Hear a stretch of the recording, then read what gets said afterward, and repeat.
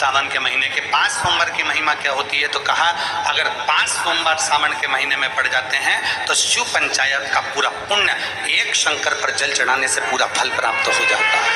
शिव पंचायत में से कई माताएं ऐसी बैठी है जो सावन के सोमवार का व्रत करती हैं। कौन कौन ने करा था सावन के सोमवार का व्रत? हमने भी करा था, तो हम भी उठा। ठीक है, आप लोगों ने व्रत किया ना। अब आप में से और हम में से कई माता बहन भाई ऐसे होंगे जो व्रत करे होंगे, तो उन्होंने एक टाइम फलाहार किया होगा, एक टाइम जम के बोलो भोजन किया होगा।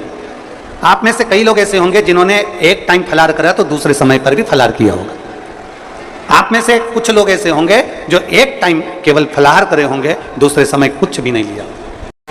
बोलो बोलो, सही है कि गलत है? आप ईमानदारी से बोलना। आप में से कई लोग ऐसे होंगे जिन्होंने दिन भर कुछ भी नहीं खाया होगा, केवल एक गिलास दूध, एक फल और बाबा का प्रसाद लेकर और व्रत कर लिया। अब आप में से कई लोग ऐसे भी होंगे जिन्होंने दोनों समय भोजन करा होगा और सुबह नाश्ता भी किया होगा, दिन में पानी पूरी भी खाई होगी, शाम को थोड़ा भगर भी, सब खाया। अब जरा बहुत बहुत गहन चिंतन वाला विषय है, जरा ध्यान दीजिएगा। एक व्रत करा, एक टाइम भोजन, एक टाइम फलाहार, एक ने व्रत करा दोनों समय फलाहार, एक ने व्रत किया कि मैं कुछ नहीं खाऊंगा, एक फल एक गिलास दूध, एक ने सब कुछ खाया, मतलब दिन भर भोजन कर, दिन भर भोजन कर। अब जो एक समय फलाहार कर रहा है वो भी शंकर का भगत है, जो एक दोनों समय फलाहार कर रहा है वो भी शिव का भगत है, जो एक फल ले रहा है और एक गिलास दूध ले रहा है वो भी शिव का भगत है, और जो दोनों समय भोजन कर रहा है वो भी शिव का भगत है। अब शंकर जी से पूछा जाए कि इनमें से तुम मुक्ति किसको दोगे, इनमें से तुम मोक्ष किसको दोगे, इनमें से सबसे पहले तुम किसकी सुनोगे, किसकी सुनोगे? तो भगवान देवाधिदेव महादेव का चरित्र कहता है माता पार्वती से, पार्वती भले तुम भूखे रहो मत रहो, पर इतना जरूर करो कि किसी का दिल ना दुखे तो मैं प्रसन्न हो जाता हूं और वर प्रदान करूं। तुमने व्रत किया ना किया, तुमने साधना करी ना करी, तुमने तप किया ना किया, तुमने उपास किया ना किया, पर इतना जरूर करो कि जिस दिन तुम्हारा व्रत है, जिस दिन तुम्हारा उपास है, उस दिन तुम्हारे मुख से अपशब्द ना निकले। जिस दिन तुम्हारा व्रत है उस दिन तुम्हारे मुख से आड़ा टेढ़ा ना निकले। जिस दिन तुम्हारा व्रत है उस दिन तुम अपने पिता, पति और परमात्मा, इन तीन के झूठे बर्तन अवश्य घिसे, अवश्य मांजे। आप में से कई माताएं ऐसी हैं जब मंदिर में पूजन करने जाती हैं तो 2-4 माताओं को राय देकर आती हैं, अरे तुझे नहीं आती ऐसे पूजन करा कर, अरे तुझे नहीं आता ऐसे जल चढ़ाया कर, अरे तुझे नहीं आता तू ऐसा करा कर, अरे तुझे नहीं आता ऐसा करा कर। मेरी उन माताओं से निवेदन है, आपको जो आता है ना वो आप अपने दिल में रखिए, अगर उसको बताना ही है ना तो मंदिर से बाहर निकल कर बताओ, पर मेरे महादेव के सामने कोई राय मत दीजिए, कोई विचार मत दीजिए। मेरे महादेव के सामने तो इतना कीजिए कि दिल से, भाव से, भक्ति से एक लोटा जल आड़ा टेढ़ा जैसे चढ़ाओ, तुम्हारा मन पड़ जाए जैसे बेलपत्री चढ़ाओ, तुम्हारा मन पड़ जाए जैसे चंदन लगाओ, तुम्हारा मन पड़ जाए जैसे धतूरा चढ़ाओ, तुम्हारा मन पड़ जाए जैसे तुम भगवान शंकर को रिझाओ, तुम्हारा दिल कर जाए वैसे तुम शिव को भजो। उल्टा भजो सुल्टा भजो, जैसा भजोगे तुम्हारे ऊपर है। बीज पृथ्वी के अंदर डाला जाता है, खेत में डाला जाता है, वो उल्टा है कि सीधा, ये बीज अंदर गया किसको मालूम, और पौधा सीधा ही लगता है। उसी तरह तुम कैसे भी जपो मेरा महादेव मिलता जरूर है। हमारी आदत होती है, हम 4 लोगों को जाकर बताते हैं तूने ऐसा गलत कर दिया, तूने ये गलत कर दिया। नहीं, शिव के सामने नहीं,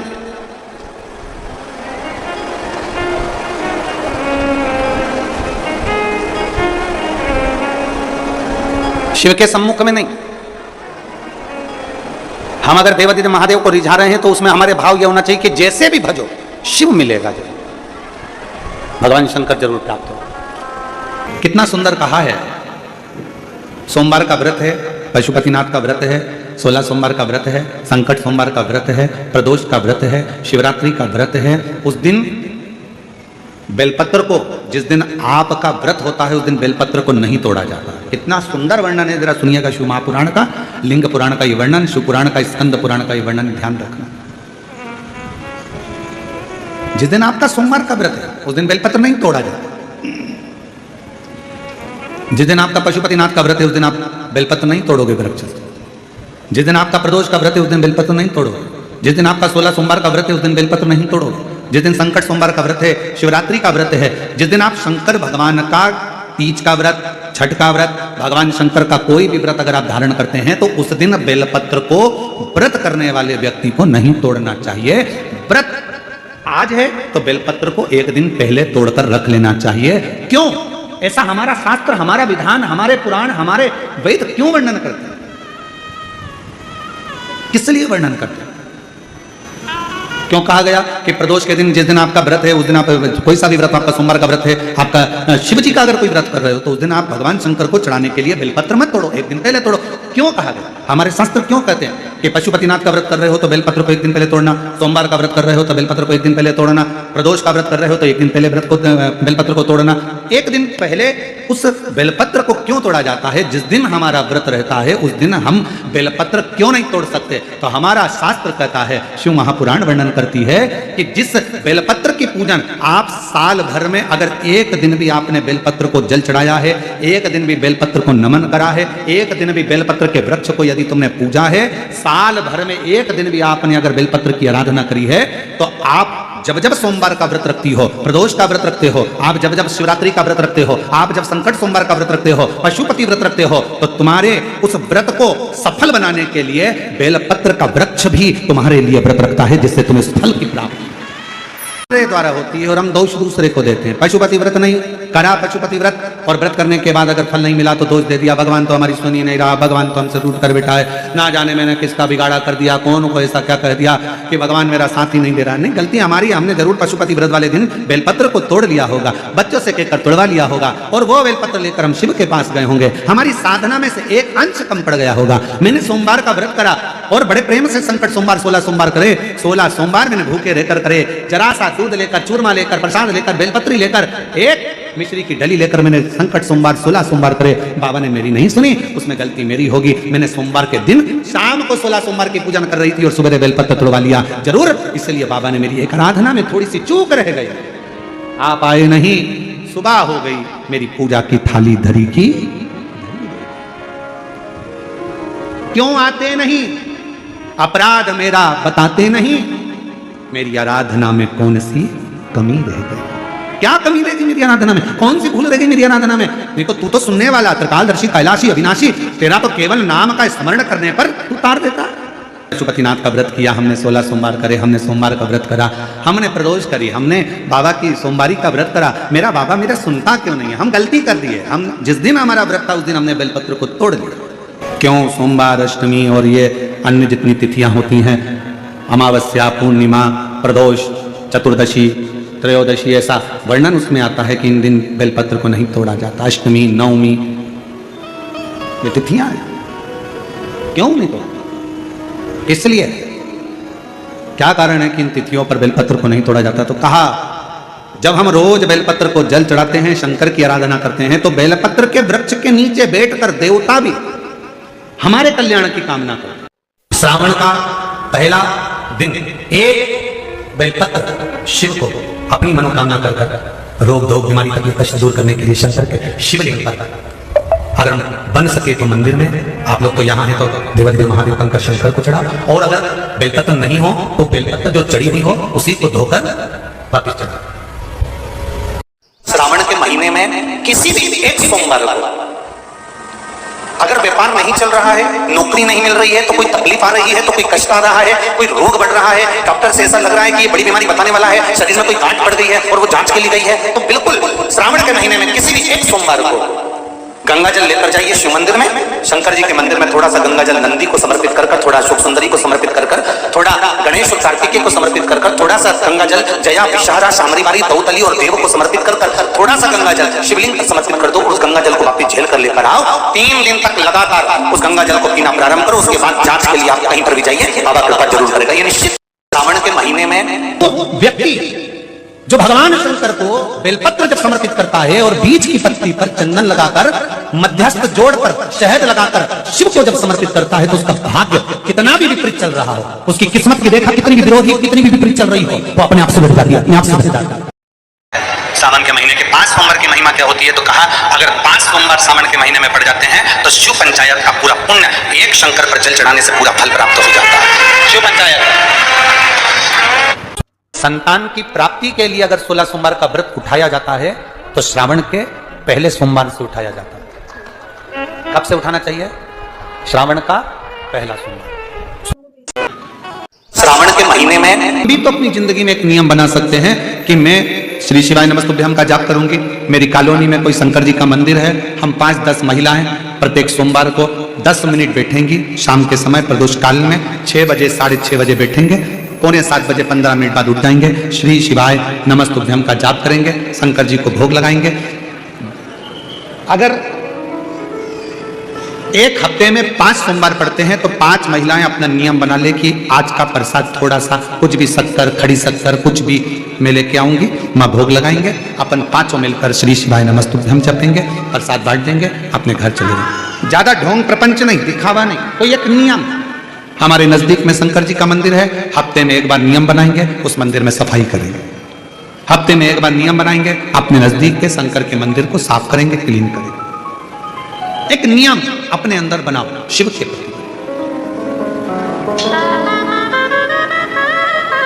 अपने भीतर जब हम नियम बना लेते हैं कि श्री शिवाय नमस्तुभ्यम जपना है, शिव को एक लोटा जल चढ़ाना है, शंकर की आराधना करना है, तो शिव हमारे लिए भी कोई ना कोई नियम जरूर बनाते हैं और हमारा कल्याण जरूर करते हैं। एक नियम बना। इस कथा को सुना, तुम्हारे पति को फल प्राप्त हो। कलिकाल में संसार में जो शिव महापुराण की कथा को सुनता है, श्रवण करता है, करवाता है, बांटता है, सुनता है, वो जितने जीव इस कथा को श्रवण करने आते हैं, केवल उनका ही नहीं, उनकी 71 पीढ़ी का कल्याण शिव पुराण की कथा कर। रोज पशुपतिनाथ का व्रत करते हो, आप 16 सोमवार का व्रत करते हो, आप संकट सोमवार का व्रत करते हो, आप शिवरात्रि का व्रत करते हो, सोमवार की अष्टमी का व्रत करते हो। उन व्रतों में सारे व्रत करो, मना नहीं है, पर उस व्रत में अपना पूर्ण समर्पण परमात्मा के प्रति रखो। केवल खाना छोड़ा है, अन्न छोड़ा है, भोजन छोड़ा है, और दिन में सुबह से लेकर शाम तक 2-3 बार तुमने कुछ ना कुछ पाया है, वो व्रत हो सकता है आपकी दृष्टि में, पर हमारी दृष्टि में व्रत कौन सा है?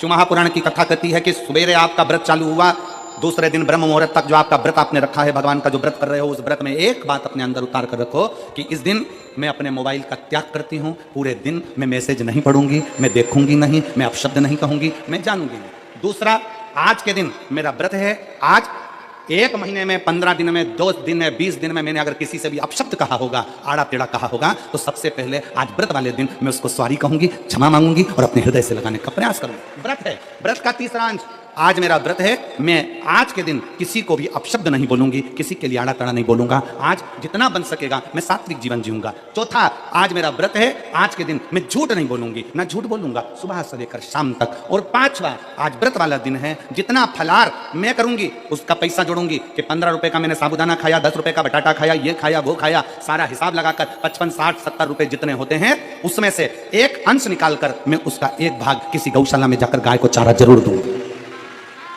आपका व्रत, आपकी साधना, आपका तप, आपका बल, आप कैसा कर रहे हैं?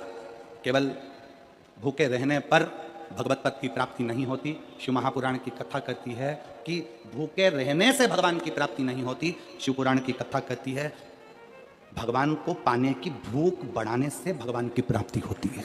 भीतर से परमात्मा को पाने की भूख बढ़ाइए, भगवान को पाने की भूख बढ़ाओ भीतर से।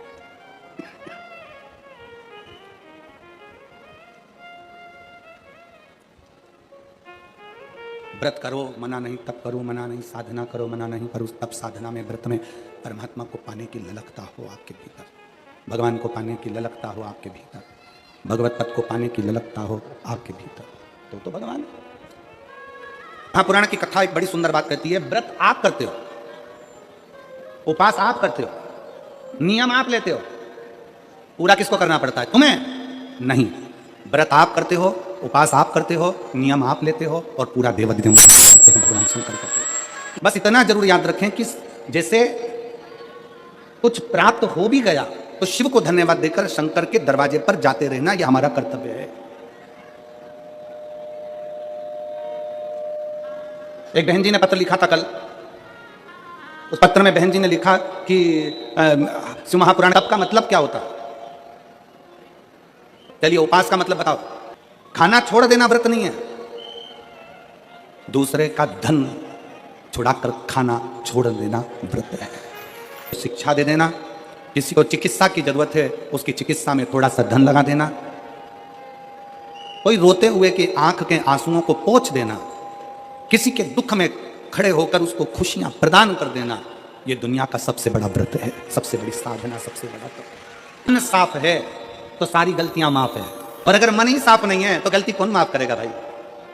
लंबी बाती का प्रमाण अलग होता है। लंबी बाती क्यों लगाई जाती है? भगवान के मंदिर में, दीप में, देवियों की पूजन में, लक्ष्मी की वृद्धि के लिए। कौन से देवता क्या लंबी बत्ती लगती है और कौन से देवता क्या गोल बत्ती लगती है, उसका भी प्रमाण बनना।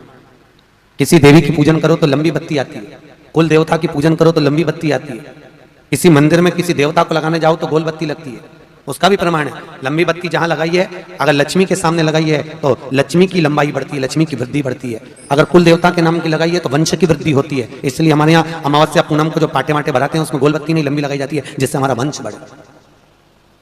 नवरात्रि में देवी जी की जो बाती लगाई जाती है वो लंबी लगाई जाती है, गोल नहीं। क्यों? क्योंकि जिससे माँ हम पर कृपा बना कर रखे, हमारा वंश खूब बढ़े, हमारे यहाँ लक्ष्मी की वृद्धि हो। स्थिर बाती, गोल बाती लगाई जाती है ब्रह्मा के मंदिर में, इंद्र के मंदिर में, देवता के मंदिर में। तुलसी के सम्मुख में लंबी बाती नहीं लगती, तुलसी के सम्मुख में गोल बाती लगाई जाती है महाराज, जिससे स्थिरता का भाव केंद्रित हो, स्थिरता का भाव। पीपल के वृक्ष के नीचे कभी लंबी बाती नहीं लगती, बड़ के पेड़ के नीचे कभी लंबी बाती नहीं लगती, आंवले के पेड़ के नीचे कभी गोल बाती नहीं लगती। आंवले के वृक्ष के नीचे लंबी बाती लगना चाहिए, धन की वृद्धि, सुख समृद्धि। तुलसी के पौधे के नीचे लंबी नहीं लगती, गोल बाती लगती। बातियों का भी प्रमाण है।